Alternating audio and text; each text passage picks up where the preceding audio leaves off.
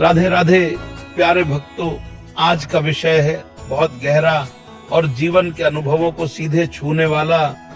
जब लोग हमें समझे नहीं तब अपने दुख को किसी को मत बताओ, चुपचाप सहो। भजन प्रेमियों, जीवन में कभी कभी ऐसे लोग मिलते हैं जो हमारे दुख को नहीं समझते बल्कि उससे कमतर आंकते हैं या फिर उसकी निंदा करने लगते हैं।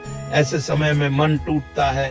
कानूनी शब्दों में नहीं बयां किया जा सकता, पर हमारा पहला पाठ, हमारी प्रतिक्रिया यह नहीं होनी चाहिए कि हम चीखें, टूटें, बल्कि हमें शांति से अपने भीतर की परीक्षा, अपने भीतर का धीर मजबूती से सामना करना चाहिए।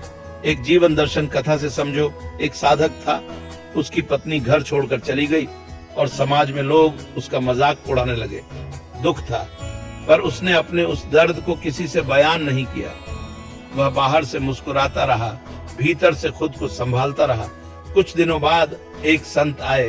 उन्होंने उसकी आत्मा को देखा और समझ गए कि यह आत्मा इतनी मजबूत है कि सारी विपत्तियां झेल सकती है, और वहीं से वह साधक आत्मिक गुरु बनकर उभरा। यही है चुपचाप सहने का वास्तविक सामर्थ्य। शास्त्रों में तितिक्षा, धैर्य और संयम की जो महिमा कही गई है, वही हमें ऐसी परिस्थितियों में जीवंत कर देती है। तितिक्षा का अर्थ है अत्यंत कठिन स्थितियों में भी मानव धर्म नहीं खोना। यह कोई कमजोरी नहीं, यह आत्मशक्ति की पहचान है। दूसरे उदाहरण में गीता में अर्जुन जब भ्रमित हो गए थे, कृष्ण जी ने आदेश नहीं दिए कि तुम हंस दो, बल्कि कहा शांत रहो, अपने भीतर झांको, तब तुम्हें उत्तर मिलेगा। यानी हमें भी चाहिए दुख के समय में धैर्य से भीतर झांकना, आत्मज्ञान प्राप्त करना।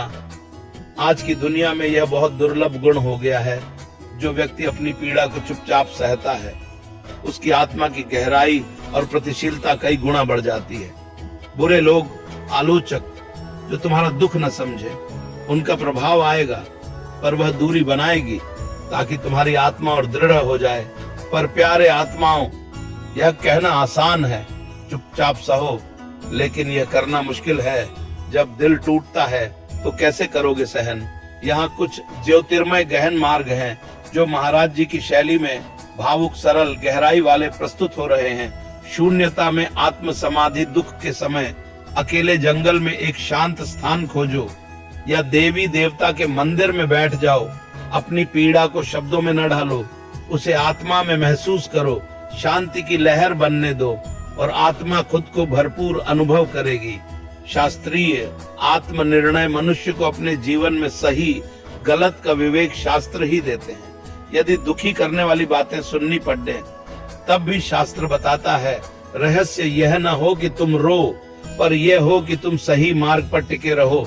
यह तितिक्षा आत्म स्थिरता देती है।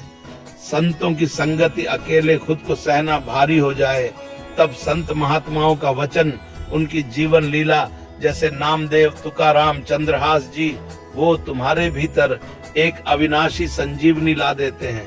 स्वप्रेम और आत्मज्ञान, दुख को सहने का उद्देश्य यह न हो कि हम हार मान लें, बल्कि यह अवसर है खुद को समझने का, अपनी आत्मा से प्रेम करने का, और यह आत्मज्ञान ही तुम्हारी वास्तविक कदर है। दया और क्षमाशीलता, बुरे लोग भी किसी पीड़ा से गुजर रहे होंगे, उनको समझने की दया, यह पीड़ा कैसे करुणा में बदली जाए, यह सबसे बड़ा साधना का मार्ग है। ईश्वरीय दृष्टिकोण से स्थिरता समझो। जिस दिन तुम्हारी पीड़ा किसी किसान की फसल की तरह नहीं, बल्कि आत्मा की गहराई की सिंचाई बन जाए, वही दिन है कि तुम अडिग हो जाते हो। और बुरे लोगों की उपेक्षा तुम्हें टिकने से नहीं रोकती। अंत में जब कोई तुम्हारी कदर न करे, तो खुद को खामोशी में गहरा जाने दो। उसमें एक दिव्य ज्योति खोजो। तुम्हारा आत्मसम्मान धीरे से लौटा आएगा, और दूसरों की सराहना से नहीं, बस अपने अंदर की शक्ति से तुम समर्थ बन जाओगे। आओ अब सब साथ मिलकर संकल्प करें। हम अपनी पीड़ा को शब्दों में नहीं, भीतर की शांति में डालेंगे और अपनी आत्मा को सर्वोच्च पहचान देंगे। राधे